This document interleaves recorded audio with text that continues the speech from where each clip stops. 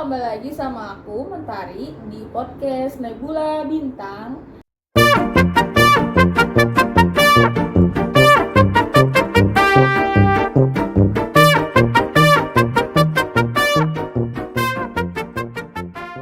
Dimana kita tuh sering banget ngebahas isu-isu sosial yang terjadi di lingkungan, contohnya lingkungan sekitar dan apa yang terjadi di negara kita tercinta ini, alias negara Indonesia. Sebelum kita mulai podcastnya, kalian tahu nggak sih kalau misalkan hari ini kita kedatangan 2 tamu spesial, dimana clue-nya itu mereka anak SMA. Ya, silakan masuk. Halo. Ya, pasti teman-teman penasaran nggak sih dengan wajah-wajah yang tidak familiar ini? Kalau wajah saya pasti tidak familiar dong. Silakan kenalin diri kalian masing-masing. Dari saya dulu ya. Ya. Halo semua, perkenalkan nama saya Widatul Azra dari Seman 10 Depok. Saya kelas 10-1.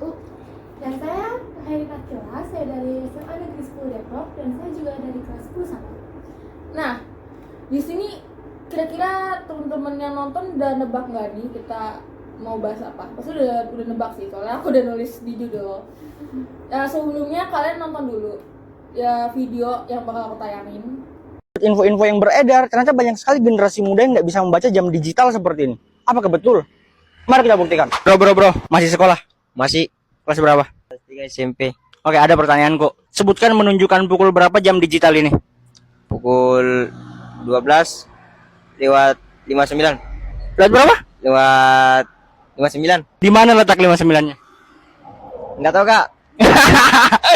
Serius nggak bisa baca jam digital? Jurus enggak tahu, Kak. Kalau boleh tahu di mana bro letak susahnya baca jam digital? Menitnya sih, Kak.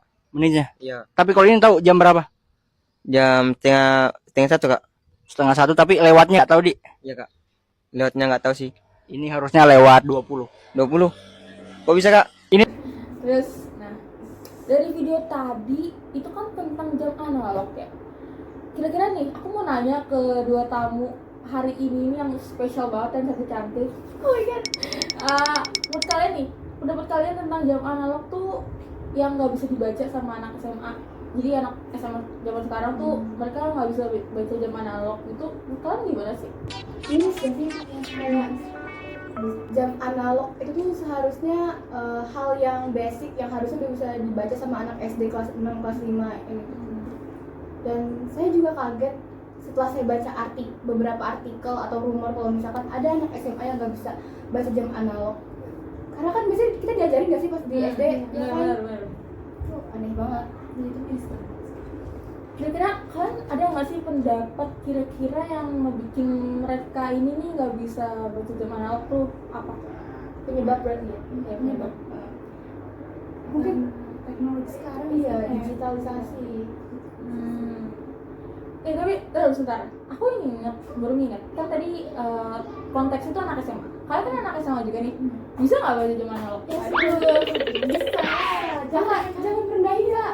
Coba ya teman-teman, aku kasih soal. Nih, misalkan arah jarum panjang itu di angka 5 dan jarum pendek itu di angka 3. Berarti jam berapa?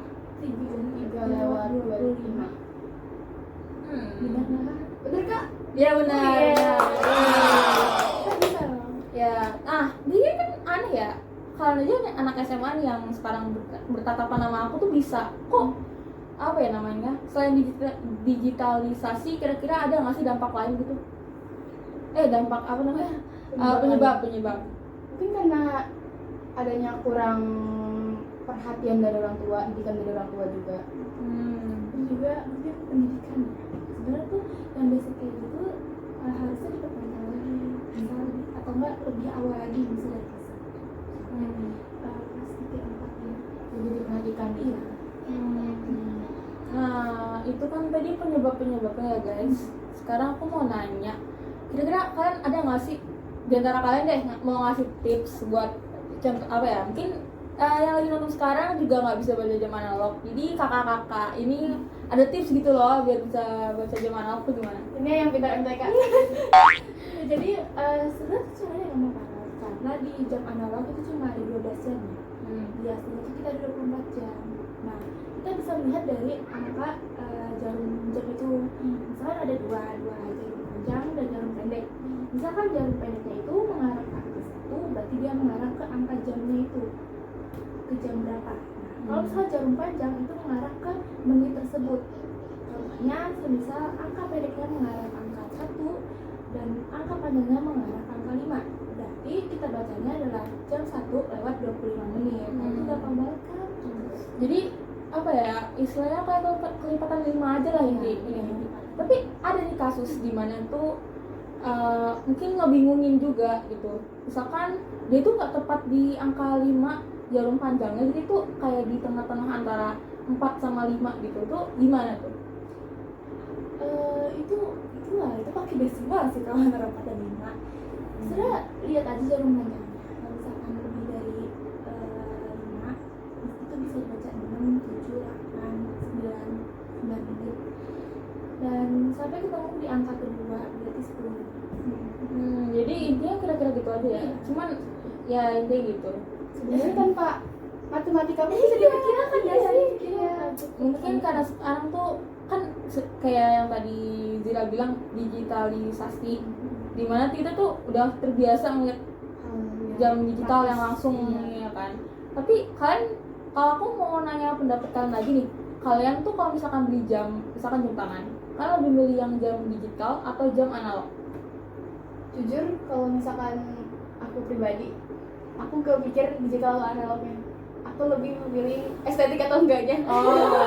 Iya, so estetik kan mana sih, kan anak zaman sekarang tuh kayak apa mau beli yang estetik gitu loh. Menurut aku ya Rin dan Tari, kalau misalkan jam itu lebih estetik yang analog, karena kayak lebih terpapan jelas aja gitu. Dan dilihatnya tuh lebih enak seperti orang yang Iya, elegan. Iya, apa ya? Apa sih? Kayaknya aku sering banget tuh ini apa istilah anak zaman sekarang, kayak vibes old money gitu. Iya, style. Ya, style. Jadi, tapi kan ada nggak sih di rumah jam analog gitu? Punya Jam analog. jarum ini, jam tangan. Jarum. Jam tangan. Oh ya guys, ayo ya, jam tangan. Jam tangan aku punya. dan aku juga punya. Analog. Iya. Tapi kalian kalau misalkan disuruh buat ini jam analog, terus nih Apple Watch. Wow. Apple Watch. Ya. Tetap jam analog. Amazing. Ini contoh ya guys, anak yang mungkin lebih suka tertantang buat ini apa sih namanya, ngitung ini jam berapa gitu. Oke. Apa lagi ya? Oh iya, jadi mungkin segitu aja apa yang diungkapin sama Hairun sama Zira. Apa ada lagi? Untuk pribadi saya sendiri menyarankan ya, tadi saya sudah bilang misalkan di pemerintahan, di pendidikan itu harus diperpanjang lagi dengan pembelajaran yang analog, karena tuh hal yang basic kayak gitu tuh ternyata banyak banget yang nggak bisa. Setelah saya lihat di TikTok, Instagram, Twitter, itu banyak banget yang bangga akan tidak bisa kan mereka membaca jam analog, padahal itu sama aja merendahkan diri dia nggak sih? Dan memalukan diri sendiri. Padahal itu hal yang basic, gampang, udah sudah diajarkan di SD, tapi masih banyak banget yang nggak bisa. Berarti mereka harus belajar lagi, mereka harus bisa lagi, berusaha lagi, dan sampai apa ya istilahnya, jangan sampai turun ke anak cucu kita ya sih. Benar. Jadi tuh kayak yang terlihatnya seharusnya ya mereka tuh minder karena mereka nggak bisa baca jam analog, mereka tuh malah bangga, malah memamerkan ketidakbisaannya mereka sendiri kayak gitu loh. Terus iya sih, aku lihat zaman sekarang tuh ya, kayak anak-anak zaman sekarang kalau misalkan nggak bisa malah jadi kebanggaan. Iya. Tapi menurut kalian, misalkan kita bully mereka karena nggak bisa itu gimana? Maksudnya biar mereka malu gitu guys, saya sadar. Tapi apakah itu langkah yang bagus atau enggak? Karena aku juga ngeliat ada netizen yang kontra soal yang zaman analog itu, dan dia jadi berakhir komen bullying gitu. Menurut kalian gimana? Aku sih tim kontra ya. Aku tim membuli. Tapi kalau misalkan dibully tanpa dibimbing, salah dong, bukan ya? Iya sih benar. Aduh salah juga nih. Ya gimana coba Khairin? Kalau misalkan saran saya dari pendapat saya, berarti jangan dibully ya, kayak misalnya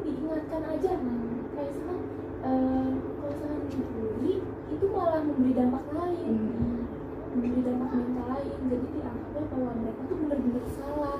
Tapi sebenarnya seharusnya mereka harus bisa berbaiki. Kita hanya mengingatkan gitu, sebaiknya, pakai kata sebaiknya kamu mulai belajar jam analog dari sekarang, biar nanti kamu bisa menurunkan ke anak cucu kalian, biar bisa juga. Bagus banget sih pendapat kalian. Tepuk tangan dulu dong ya guys. Sekali lagi segitu aja. Dan ini gitu deh saran kita. Dan begitulah podcast kita hari ini. Semoga teman-teman yang nonton bisa mencerna apa tips and trik yang udah dijelasin oleh Khairin dan Nidra, sama saran-saran yang udah aku sama vote kita kita berikan kepada kalian. Semoga dengan adanya podcast ini jadi kayak ada motivasi gitu.